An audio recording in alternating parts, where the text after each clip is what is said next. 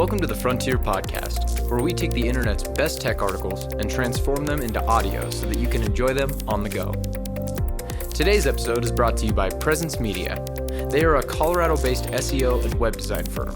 Presence Media creates beautifully modern websites that effectively attract new customers for their clients. Visit them at presencemediadenver.com. That link will be listed below. Today's episode is titled The Future of Getting Around. It's an in-depth piece about transportation in the near future and how it will revolutionize the world we live in.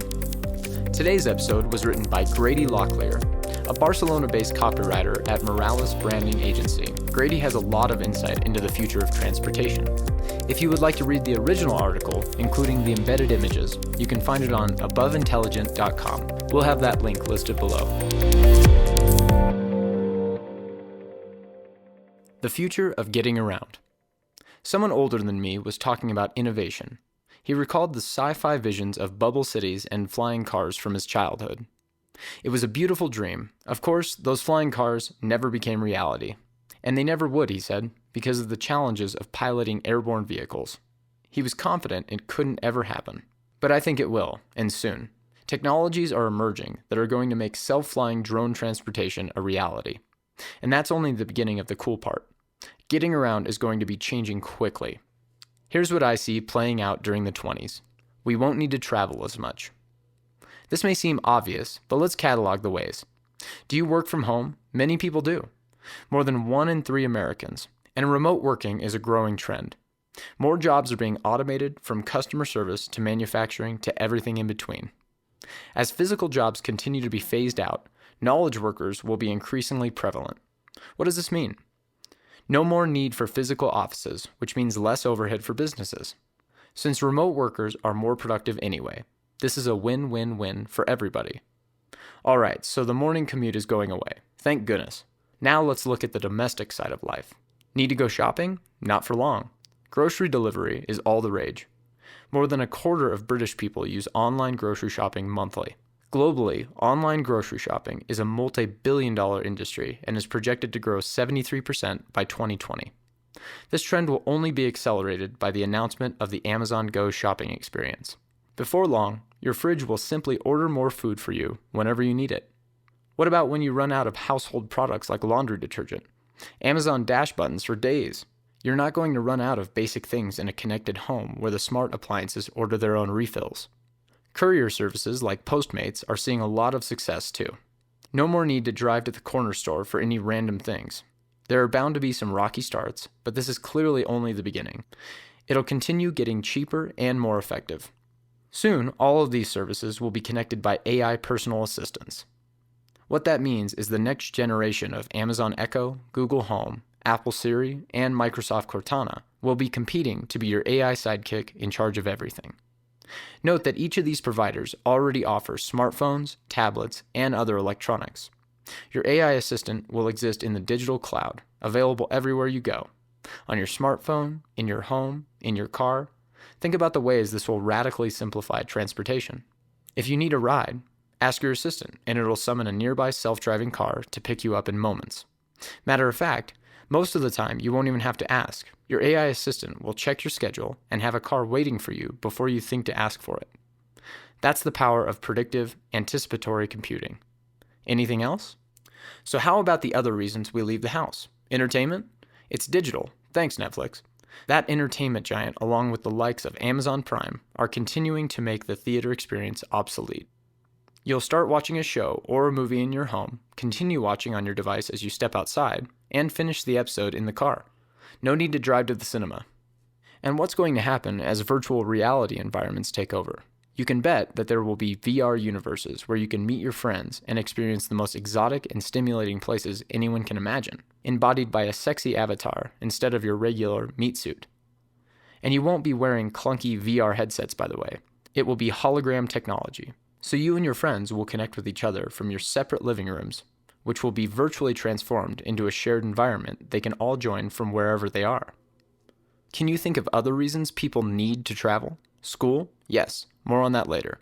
Hitting the gym, meeting up with friends, concerts, dating, art galleries, family reunions, sightseeing? Okay, sure. We'll get to those more leisurely topics, but first let's get even more futuristic. Drone jetpacks are totally going to happen.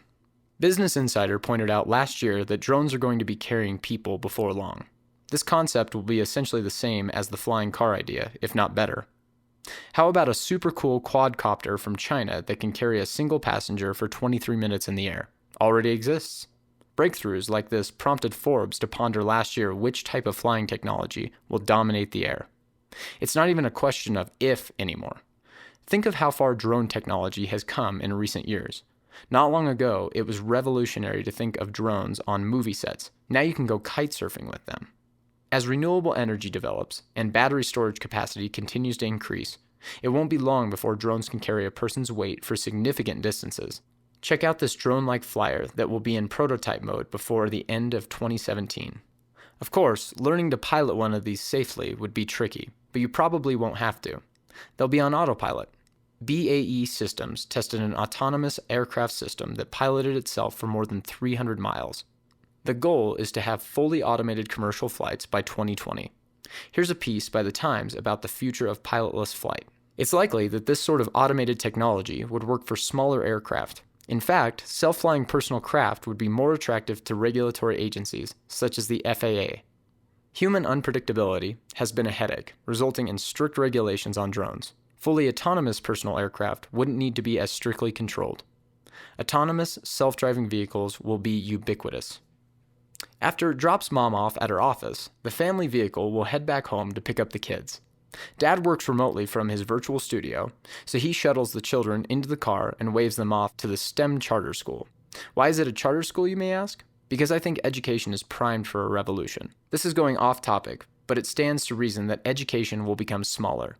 Smaller in the sense of personalization and customization, with lessons adapted to match learning styles and specializations. I imagine the concept of classes sorted by year doesn't have a future. Students will be grouped by ability and by career track. Rather than having a single group of classmates, they'll find themselves attending specific classes with smaller, individualized groups. Large-scale, generic solutions are not appealing to adults. And that mode won't last long in childhood education either. Whether it's trade schools, charter schools, or another option, I think school is going to look a lot different in the next decade. Anyway, back to transportation. Self-driving vehicles will rule the road by the middle of the 20s. Trucking will be automated, buses will be automated, and self-driving cars will be the industry norm very soon. It's not Silicon Valley headlining this trend either. Detroit is taking huge strides in driverless tech. China is bringing the heat in the self-driving electronic car race. Japan wants Tokyo to be full of automated vehicles in time for the 2020 Olympics. How is that going to look? More about automated bus lines and metros.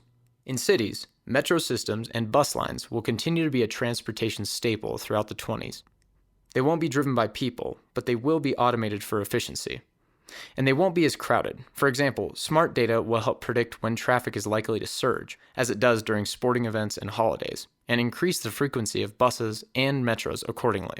Metro and bus lines will continue to be the backbone of metropolitan transportation, at least through the end of the 20s.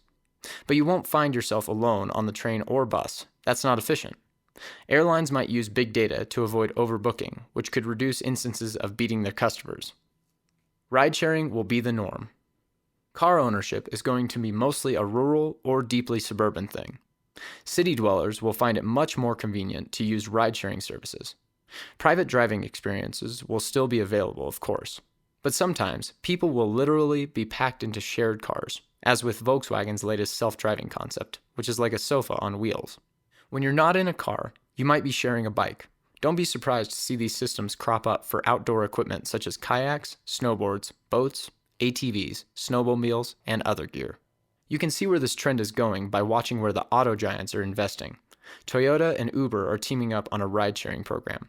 General Motors already launched a ride-sharing service called Maven in 2016. Toyota and other automotive giants are investing in ride-sharing programs too. If you live anywhere near a city, you may literally never buy a car again. Universal availability will make taxis obsolete. People who own self-driving cars will typically enroll them in ride-sharing programs. It's similar to the way Airbnb lets people share their homes. When your self-driving car isn't needed, it will be available to prowl the street and be hailed by people who need a ride. This sort of service will be widespread by the mid-20s. The sharing economy is only just beginning to take hold, and it's going to continue to revolutionize industries from top to bottom. If the taxi industry was worried about the surging popularity of Uber and Lyft, this trend should be terrifying. Individualized mass transit is where all of this is trending. Smaller vehicles, more modes of transport, highly specific destinations, all on a mass scale. We'll be able to get from point A to point B through any combination of vehicles, with our connected AI assistants personalizing the travel experiences as soon as we step abroad. Travel will be more about pleasure. With transportation becoming less of a need, traveling for urbanites is going to be about the non-essentials. With alternative energy continuing to become cheaper and more accessible, I envision travel as more about scenery and experience. Even considering the rise in virtual tourism, nothing quite replaces the real thing. It's already becoming more mainstream to wander into space, SpaceX, Blue Origin, Amazon again, Virgin Galactic. Side note, while commercial spaceflight will be cool, space mining will become a major corporate race with extensive government funding. Keep an eye on that, because it might take off in the late 20s, and that may lead to advances in space travel. Maybe even artificial structures orbiting the planet, accessible by space elevator, but that's down the road a bit. So, if personal vehicles go on the decline, with individualized mass transit taking over, what will happen to the airline industry? Hyperloops will reduce domestic air travel. There are strong indications that commercial air travel won't look the same in 10 or 15 years. Airlines that neglect to invest in nascent forms of transportation, as automakers are now, will not be around in a decade. Imagine this scenario in 5 years. A ride-sharing service from an auto manufacturer like Ford purchases parts of several major U.S. airline conglomerates. Naturally, international flights aren't going to slow down much, and flights will be available to smaller cities for a long time to come. So air travel isn't going to die, but it'll look a lot different. Keep in mind that air travel will be self-piloted. The biggest challenge to the industry is going to come from pneumatic tubes on the ground, though. So let's talk about hyperloops. Hyperloop technology will be far more energy efficient than aircraft, not to mention safer, faster, and more comfortable. I wouldn't be surprised to see a West Coast Hyperloop from Seattle to San Diego fully functioning by 2028. Edit. As I'm writing this, these plans are now in the works. Hyperloops won't replace high-speed rail travel in Europe and Asia for a long time, but I think there will be some in development by the end of the next decade. Smart cities will smoothify it all. Smart cities are going to make the urban experience a lot nicer, connecting everything, including traffic patterns, parking, lighting, utilities, the energy grid. Imagine streetlights that deliver super fast wireless internet through Wi-Fi. Oh wait, you don't have to imagine that because it's already happening in Dubai. Cars will charge themselves as they drive. This sort of system has been in testing for years already. Getting from place to place will become much easier as long as you have a smartphone, or whatever replaces smartphones. Maybe embedded technology or wearables will upend the smartphone market in the near future. One way or another, customized biometric access such as fingerprint readers, retinal scanners, or similar technology will be essential. That's because the next few generations of smart devices will have so much vital information connected to them, even our brains. Am I missing any trends on the topic of getting around? Let me know what you think. Thanks for listening. You can find more episodes just like this on tfpodcast.io. That link is listed below. Again, thanks to Grady Locklear. You can find more of his writing on aboveintelligent.com. That link will also be listed below. And thank you to our sponsor of today's episode, Presence Media. You can find them at presencemediadenver.com. That link will also be listed below. Be sure to subscribe to our channels on YouTube and iTunes, or visit us at tfpodcast.io. If you would like to help support our show, we'd really appreciate it. Visit our Patreon and donate. All of those links will be listed below. Thanks for listening.